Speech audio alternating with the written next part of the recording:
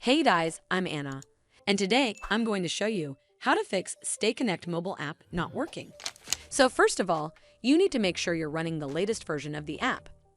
Open up App Store on your device, and then tap on this search icon in the bottom right corner. Then search for the StayConnect app.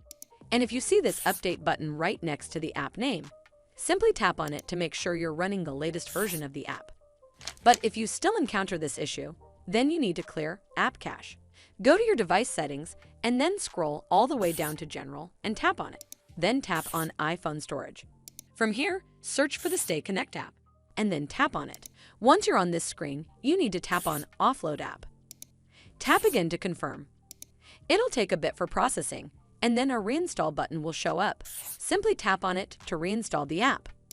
This should fix the issue, but if it doesn't, then you need to completely reinstall the app. Follow the on-screen instructions to navigate all the way to the app page. Once you're on this screen, tap on Delete App to uninstall the app from your device. Once uninstalled, you need to open up App Store and then search for the StayConnect app right over here in the search bar, and then click on this Get button to install it back on your device.